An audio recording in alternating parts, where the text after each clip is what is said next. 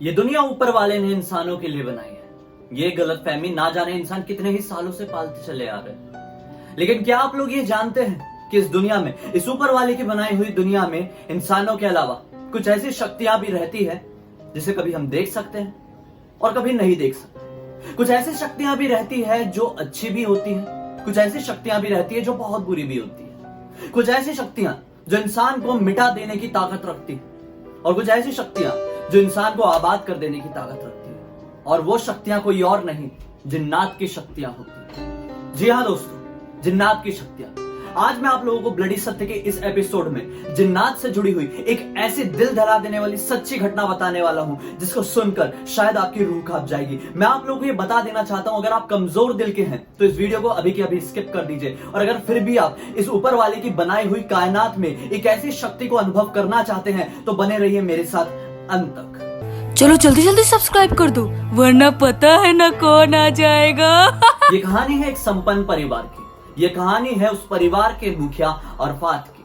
कहा जाता है कि अरफात कनाडा में रहकर अपनी पढ़ाई पूरी कर चुका था। अरफात जल्द ही अपने घर हैदराबाद लौटने वाला था। अरफात के घर में उसके बड़े भाई की पत्नी, उसका एक छोटा सा बच्चा, अरफात की माँ और एक काम करने वाली बाई रहती थी। सभी लोग ये डिसाइड कर चुके थे कि अरफात के घर लौटते से ही अरफात का निकाह उसकी खाला की बेटी आयशा के साथ कर दिया जाएगा। लेकिन होनी का कुछ और ही मंजूर था। जब अरफात अपने घर लौटा तो वो बहुत ज्यादा खुश हुआ, क्योंकि पूरे घर में उसके निकाह की जोरों शोरों से तैयारी चल रही थी। अरफात ने अपने घर वालों से ये बोला कि मैं बहुत समय बाद, बहुत सालों बाद अपने शहर वापस लौटा हूँ, मैं अपने दोस्तों से मिलना चाहता हूँ। और यही बात अरफात कहकर अपने घर से बाहर निकल गई। अरफात ने ये डिसाइड किया था कि मैं रात में लगभग 10 बजे तक अपने घर वापस लौट जाऊंगा। अरफात ने वही किया। अरफात ने अपने दोस्तों के साथ एक अच्छा समय बिताया और वहां से अपने घर जाने के लिए रवाना हो गया। लेकिन जब अरफात अपने घर के लिए वापस लौट रहा था तो उसी समय नमाज का वक्त हो गया। अरफात ने ये डिसाइड किया कि क्यों ना मैं अपनी कार रुकवाकर कहीं साफ सुथरी जगह देखकर नमाज पढ़ूं। और जब अरफात थोड़ी आगे बढ़ने के बाद देखता है कि एक साफ सुथरी जगह उसका इंतजार कर रही है तो उसने तुरंत ही अपना कार रुकवाया और वहां पर जाकर नमाज पढ़ने लगा। सभी लोग अरफात को देखकर बहुत ही खुश हुए कि कितना नेक दिल का बंदा है, अल्लाह का बंदा है जो सही वक्त पर सही जगह पर नमाज पढ़ रहा है। अभी अरफात ने अपनी नमाज पूरी अदा की ही थी कि अचानक से अरफात जैसे जब अपनी कार की तरफ बढ़ रहा था तो उसकी नजर एक खूबसूरत लड़की पर पड़ी। दरअसल वो लड़की अपने बुरखे में थी, लेकिन उसकी आंखें इतनी ज्यादा खूबसूरत थी कि कोई भी अंदाजा लगा सकता था कि इन आंखों के साथ साथ कितना खूबसूरत चेहरा होगा। अरफात देखते ही देखते उसकी आंखों में खो सा गया था। लेकिन अचानक से उसने ये देखा कि वो लड़की भाग के उसके पास आ रही है और फिर उसके पास आकर जोर से उसे धक्का दे देती है। लेकिन अचानक से दिया हुआ वो धक्का अरफात को एक ट्रक की मार से बचाने के लिए था। अरफात खो सा गया था। वो लड़की उसे धक्का देने के बाद बिल्कुल बेहोश हो गई। अरफात उसके आंखों पर पानी डालने ही वाला था कि उसे होश आ गया। अरफात उसे पानी ऑफर किया, लेकिन उस लड़की ने यह कहकर मना कर दिया कि आज मेरा रोजा है। अरफात देखता ही रह गया और उसकी आंखों में मदहोश हो गया। यहाँ दूसरी तरफ सभी लोग अरफात का बहुत ज्यादा इंतजार कर रहे थे, क्योंकि रात के लगभग 11 बज चुके थे और अरफात का कोई अता पता नहीं था। उसकी माँ, उसके घर काम करने वाली बाई, अरफात की भाभी और अरफात का भतीजा इस वक्त ज्यादा ही हैरान थे कि कैसे हो सकता है कि दूसरे देश से हमारा बच्चा वापस लौटा है और कैसे वो अब तक यहाँ पर वापस नहीं आया। सभी दोस्तों के फोन भी स्विच ऑफ आ रहे थे। दूसरी तरफ अरफात का फोन भी बंद बता रहा था। वो लोग पुलिस को फोन करने जाते उससे पहले ही घर की बेल बजती है और सभी लोग देखकर इसलिए हैरान हो जाते हैं क्योंकि अरफात अपने साथ एक दुल्हन लेकर आया था। अरफात दरअसल उसी लड़की से निकाह कर चुका था और सभी लोगों के सामने उस लड़की को पहली बार दुल्हन के रूप में अरफात अपने घर पर लेके आ गया। दरअसल अरफात के घर में आयशा भी थी, जिसकी कुछ ही दिनों में अरफात से शादी होने वाली थी। वो अपनी शादी के सारे सपने अरफात के साथ बुन चुकी थी, लेकिन होने को कुछ और ही मंजूर था। जैसे ही आयशा ने उस लड़की को देखा, वो उसके ऊपर बरस पड़ी, आग बबूला हो गई। उसे इतनी खरी खोटी सुना दी कि सभी लोग दंग रह गए। लेकिन एक बार जब उस लड़की ने आंखें उठाकर आयशा की तरफ देखी तो आयशा बेहोश हो गई। सभी लोग बहुत ज्यादा हैरान हुए। घर पर अफरा तफरी मच गई। सभी लोगों ने एम्बुलेंस बुलाया और आयशा को हॉस्पिटल लेके चले गए। अब घर पर सिर्फ जोया यानी कि अरफात की पत्नी, अरफात और उनका भतीजा ही मौजूद था। इसी तरह से इंतजार करते हुए पूरी रात बीत गई। अगले दिन अरफात और जोया जब अपने कमरे से बाहर निकलते हैं तो वो ये देखते हैं कि अभी भी उनका भतीजा, जिसका नाम आदिल था, वो अभी भी सो रहा था। लगभग 12 बज चुके थे। दोनों बहुत हैरान होते हैं। जब दोनों आदिल के कमरे में जाकर देखते हैं तो आदिल का बदन एक तवे की तरह तप रहा था। दोनों ही बहुत ज्यादा घबरा जाते हैं। अचानक से वो दोनों उसकी अम्मी को फोन करते हैं। सभी लोग घबराकर घर पर वापस आ जाते हैं। तो पाते हैं कि आदिल को 104 डिग्री का बुखार है। आदिल अपनी आंखें खुलने के भी काबिल नहीं बचा था।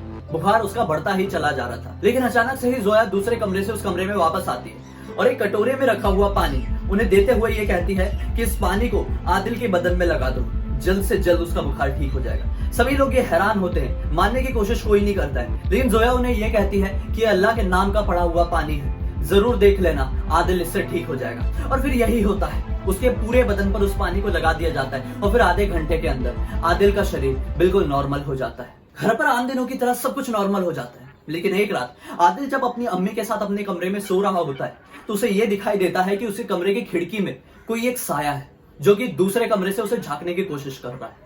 वो साया धीरे धीरे करके उस घर की छत की तरफ बढ़ जाता है। आदिल से रहा नहीं जाता है। दरअसल आदिल एक 12 साल का बच्चा था। एक 12 साल के बच्चे की क्यूरियोसिटी बहुत ज्यादा होती है। आदिल उसी साया का पीछा करते हुए घर के छत तक चले जाता है, लेकिन वो वहां पर यह देखता है कि जोया रात के लगभग 2:30 बजे नमाज अदा कर रही है घर के छत पर। आदिल बहुत ही ज्यादा परेशान होता है, लेकिन जोया उसे ये देख लेती है। जोया उसके पास आती है तो आदिल उससे ये पूछता है कि आप इतने बजे नमाज क्यों पढ़ रहे हो? सभी लोग नमाज तो शाम के वक्त पढ़ते हैं, रात के वक्त कोई नहीं पढ़ता है। तो लेकिन जोया उसे ये कहती है कि मैंने शाम के वक्त की नमाज भूल गई थी, इसलिए मैं ये नमाज रात के वक्त अदा कर रही हूँ। और आदिल अपने कमरे में जाकर सो जाता है। अगले ही दिन जब सभी लोग अपने खाने के टेबल पर बैठे हुए रहते हैं तो आदिल सभी लोगों को यह बताता है कि मैंने रात के वक्त लगभग 2:30 बजे चाची जान को छत पर नमाज पढ़ते हुए देखा था। सभी लोग एक बच्चे की नादानी समझकर उसकी बातों को इग्नोर कर देते हैं, लेकिन उसकी सारी बातों को ध्यान दे रही होती है घर की काम वाली बाई। काम वाली बाई को ये सब चीजें अजीब लगती और वो ये सारी बातें जाकर आयशा को बता देती है। आयशा उसे बिना कुछ बोले वहां से निकल जाती है, ना जाने वो क्या करने गई। कई दिन बीत जाते हैं लेकिन आयशा का कुछ अता पता नहीं चलता है। यहाँ दूसरी तरफ अरफात के घर में एक आर्थिक मंदी सी आ जाती है। उनका बिजनेस पूरी तरह से लॉस हो जाता है।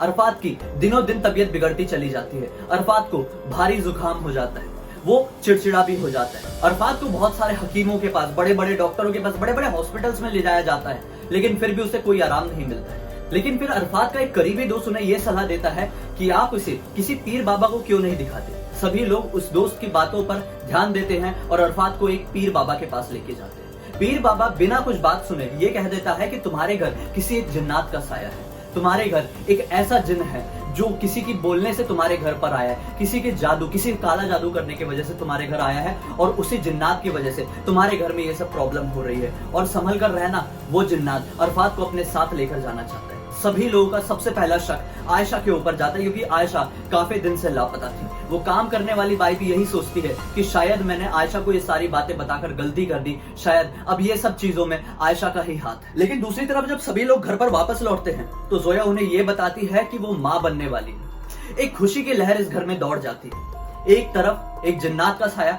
और दूसरी तरफ घर पर एक बच्चा, उनका चिराग पैदा होने वाला। लेकिन क्या ये बात सब कुछ खुश होने वाली थी? नहीं।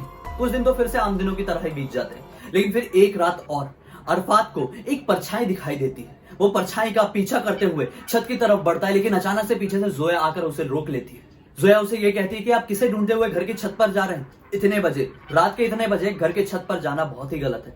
चलिए चलकर अपने कमरे में सो जाते हैं। और फिर उसी रात एक और साया उस काम करने वाली बाई को दिखाई देता है। काम करने वाली बाई ये समझ जाती है कि हो ना हो ये जिन्नात का ही साया। वो काम करने वाली बाई उस जिन्नात के साये को पीछा करते करते उस घर के छत पर पहुंच जाती है। लेकिन वो क्या पाती है कि उसी घर के छत पर जोया फिर से रात के 2:30 बजे नमाज पढ़ रही है। वो अपने आप को संभाल नहीं पाती है, भागने की कोशिश करती है, लेकिन अचानक से अफरा तफरी में भागते हुए उसके पैरों से एक गमला गिर जाता है और उसके गिरने की आवाज से जोया को यह पता चल जाता है कि मेरा पीछा कौन कर रहा था, कि मुझे कौन इस वक्त नमाज पढ़ते हुए देख चुका है। जब वो काम वाली बाई छत की सीढ़ियों से नीचे की तरफ भाग रही होती है कि अचानक से उसका पैर फिसल जाता है और वो जमीन पर गिरकर बेहोश हो जाती है। सभी लोग उसके ऊपर पानी डाल के उठाने की कोशिश करते हैं, लेकिन जैसे वो होश में आती है तो वो अपने आम होश में नहीं रहती है। उसके शरीर में एक साया अपना कब्जा बना चुका था। वो सभी लोगों के ऊपर एक आक्रामक तरीके से वार करती है, सभी लोगों की जान लेने की कोशिश करती है। उसे रस्सियों से बांध दिया जाता है और फिर घर पर लगभग रात के 3:30 बजे एक मौलवी को बुलाया जाता है।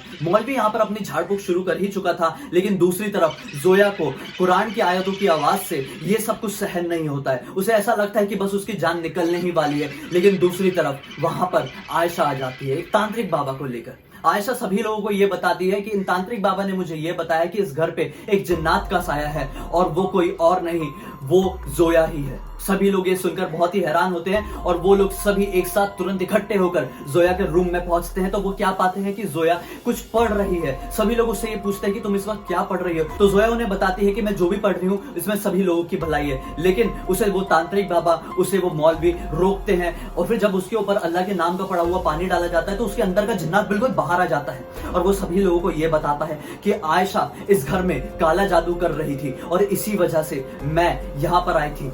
अरफात अल्लाह का नेक बंदा है और इसी वजह से मैं आप सभी लोगों को इस घर में बचाने आई थी। लेकिन आप सभी लोगों को तो कुछ और ही मंजूर है, कोई भी उसकी बातें नहीं सुनता है। उसके ऊपर फिर से पानी छिड़का जाता है और फिर वो सभी लोगों को ये बोलती है कि मुझे और भी परेशान मत करो, मैं यहाँ से चली जाऊंगी, लेकिन हो सके तो इस आयशा को भी इस घर से बाहर निकाल देना, वरना आपकी जिंदगी बर्बाद हो जाएगी। उसने सभी लोगों को यह भी बताया कि आयशा की नजर आप लोगों की प्रॉपर्टी में थी और इसी वजह से वो काला जादू करके आप लोगों को बर्बाद कर देना चाहती थी। अरफात से शादी करके वो पूरी की पूरी प्रॉपर्टी हथिया लेना चाहती थी। उसने सभी लोगों को यह बताया कि इस दुनिया में, अल्लाह की बनाई हुई इस दुनिया में इंसानों के अलावा हम जैसे जिन्नात भी रहते हैं जो समय समय पर अल्लाह के हुक्म से इंसानों की मदद करने के लिए भी आते हैं। सभी जिन्नात बुरे नहीं होते। उसने सभी लोगों को यह भरोसा दिलाया कि मैं कल सुबह होते होते तक इस घर से बाहर चली जाऊंगी। लेकिन उसने ये भी कहा कि मेरे पेट में अरफात का बच्चा है जो मेरे साथ हमेशा रहेगा। अगर चाहो तो उस बच्चे को फिर भी आप मुझसे अलग नहीं कर सकते। और फिर अगले दिन वो ये दुनिया छोड़कर चली जाती है। जोया का कुछ भी पता नहीं चलता है और फिर ना ही अरफात के बच्चे का पता चलता है। अगले ही दिन आयशा को घर से बाहर निकाल दिया जाता है। आज इस बात को पूरे 12 साल बीत चुके हैं, लेकिन 12 साल बाद भी आयशा को कुछ अता पता नहीं चल पाया है। वो परिवार एक खुशहाल परिवार की तरह अपनी जिंदगी काट रहा है। अरफात की दूसरे निकाह की बात अब कोई भी नहीं करता है। सभी लोग इस दुख से उभर चुके हैं। एक बुरा सपना समझकर सभी लोग इस चीज को भुला चुके हैं। लेकिन आप लोग मत भुलाइए, आप लोग इस चीज का ध्यान रखिए कि इस दुनिया में, इस अल्लाह की बनाई हुई दुनिया में सिर्फ इंसानों का नहीं, दूसरों का भी हक है। कुछ ऐसी शक्तियों का भी हक है जिन्हें हम देख सकते हैं और कुछ ऐसी शक्तियां भी होती है जिन्हें हम नहीं देख सकते। कोशिश कीजिए कि आप उन शक्तियों को परेशान नहीं कीजिए, क्योंकि कुछ शक्तियां हमारी भलाई के लिए भी होती है। हर शक्तियां हमें नुकसान पहुंचाने के लिए नहीं आती। मेरे इस वीडियो को ज्यादा से ज्यादा शेयर कीजिए ऐसे लोगों के साथ जो लोग ऐसी कुछ सिचुएशन से जूझ रहे हैं और उन्हें समझ में नहीं आ रहा है कि क्या करें। शायद मेरा ये वीडियो किसी ना किसी तरह से किसी के काम आ जाए। मेरे साथ इसी तरह से जुड़े रहिए। मेरे चैनल को सब्सक्राइब कर दीजिए, क्योंकि मैं डेली आप लोगों के पास दिन में 2 बार इसी तरह के हैरान कर देने वाले ब्लडी सत्य के वीडियोस लेकर आता हूं। और जाते जाते बेल आइकन को भी दबा दीजिए ताकि मैं जब भी नए वीडियोस लाऊं आप लोगों तक उसकी नोटिफिकेशन मिल जाए। बहुत बहुत धन्यवाद।